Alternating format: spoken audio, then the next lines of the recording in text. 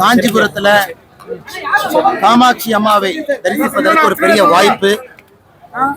இதற்கு முன்பு கூட காஞ்சிபுரம் நம்முடைய யாத்திரை சமயத்துல வேறு வேறு சமயத்துல வருவதற்கு ஒரு வாய்ப்பு. நம்முடைய தொண்டர்களோடு அம்மாவை இன்று தரிசனம் செய்வது பெரிய பாக்கியமாக நான் கருதுகின்றேன். காஞ்சிக்கு ஒரு தனி பெருமை நம்ம எல்லோருக்கும் தெரியும். காலத்தை கடந்து நிற்கக்கூடிய ஒரு நகரம். இந்த நகரத்திற்கு எப்பொழுது வந்தாலும் கூட ஒரு சந்தோஷம் தான். இன்னைக்கு வந்தது ஒரு சிறப்பாக நான் கருதுகிறேன். வேறங்கண்ணா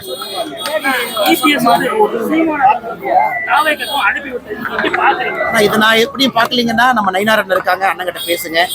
கூட்டணியை பற்றி கட்சியை பற்றி என்னுடைய கருத்துக்கள் கட்சியினுடைய கருத்துக்கள் நான் தொடர்ந்து பேசிட்டேங்கன்னா நிறைய நம்முடைய எதிர்கட்சி நண்பர்கள் 2-3 பேரை பார்த்தேன்.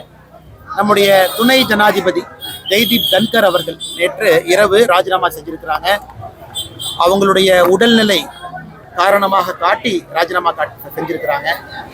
நமக்கு தெரியும் மார்ச் மாதத்துல 8, 9, 10, 11 அந்த நாட்கள்ல எய்ம்ஸ் மருத்துவமனையில நம்முடைய துணை ஜனாதிபதி அவங்க அட்மிட் ஆயிருந்தாங்க. நாட்டிற்காக சிறப்பா சேவை பண்ணாங்க. அதற்கு முன்பு வெஸ்ட் பெங்காலுடைய ஆளுநராக இருந்தாங்க. நேற்று இரவு தன்னுடைய உடல் ஆரோக்கியம் முக்கியம் என்பதை மையப்படுத்தி தன்னுடைய பதவியிலிருந்து வெளியே வந்திருக்கிறாங்க.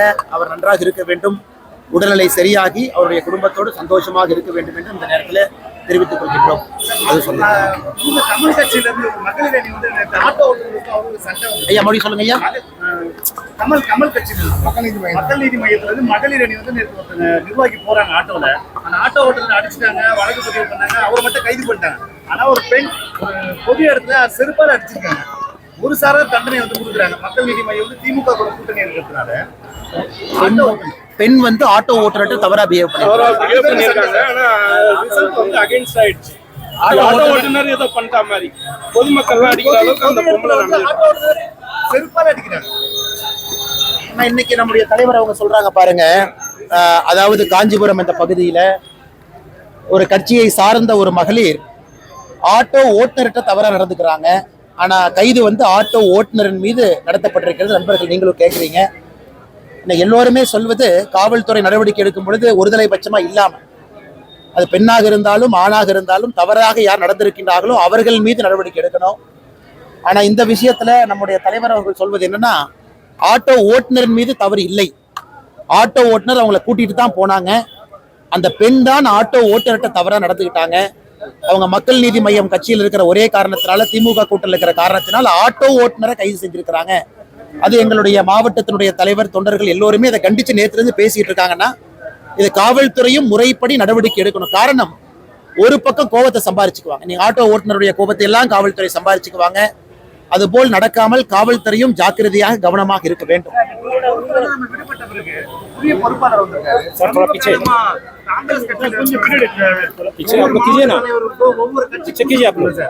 ரெண்டு குழுவா பிரிஞ்சிருக்காங்க. இப்ப இங்க மட்டும் இல்ல, தமிழகம் முழுவதும் புதிய நிர்வாகிகளும் பழைய நிர்வாகிகளும். எப்பொழுதுமே பாரதிய ஜனதா கட்சியை பொறுத்தவரை ஒரு புதிய நிர்வாகிகள் வரும் பொழுது ஒரு புதிய டீம் வர்றாங்க. மாவட்ட அளவுல, மண்டல அளவுல, ஒன்றிய அளவுல எல்லாமே. ஒரு இதற்கு முன்பு வேலை செய்தவர்கள் ஒன்றிய அளவுல, மாவட்ட அளவுல அவர்கள் வழிவிட்டு புதிய நிர்வாகிகளுக்கு வழிவிட்டு இருக்கிறாங்க. ஸோ நம்முடைய கட்சியை பொறுத்தவரை காலக்கெடுவு இருக்கு. 2 டேர்ம் பண்ணிட்டாங்க அப்படின்னா நம்ம மாத்திரம். இந்த முறை மண்டல் தலைவர்களுக்கு எல்லாம், ஒன்றிய தலைவர்களுக்கு 45 வயது அப்படிங்கிற ஒரு கெடு வச்சிருந்தோம்.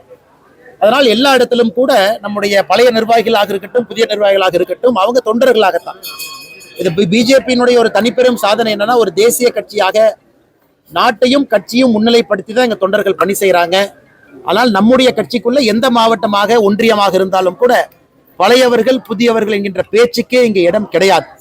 அதனால் யாராக இருந்தாலும் ஒன்றாக இணைந்துதான் பணி செய்வாங்க.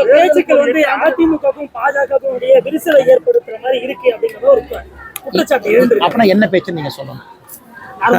அதனால சொல்ல முடியாது. சொல்லுங்க சொல்லுங்க.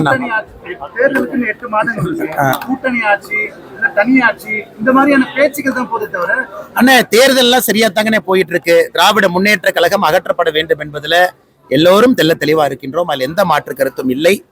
இன்னைக்கு பாருங்க, திமுக வந்து ஒரு நாளுமே கீழே தான் போக ஆரம்பிச்சிருக்கிறாங்க.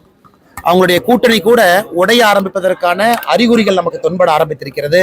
ஆனால் நண்பர்கள் பொறுத்திருந்து பாருங்க, 8 மாதம் இருக்கு. திமுக 2026 தேர்தல்ல அவங்களுடைய தேர்தல் வரலாற்றில் ஒரு மோசமான தேர்தலாக திமுகவுக்கு இருக்கும். காரணம், களத்துல தெல்ல தெளிவா தெரியுது. பெண்களுடைய பாதுகாப்பா இருக்கட்டும், தமிழ்நாட்டினுடைய வளர்ச்சியா இருக்கட்டும், எல்லாத்திலையும் கோட்டை விட்டுருக்கிறாங்க. தலைவா நன்றி. ஒரு கேள்விக்கா உங்களுக்கு 10 கேள்வி. ஒரு நிமிஷம். நாமக்கல்ல கிட்னி திருட்டு பத்தி நாமக்கல்ல கிட்னி திருட்டு வந்து நெசவாளர்களை மையப்படுத்தி நேத்து நான் ரொம்ப தெளிவா பேசியிருக்கேன் ராஜா.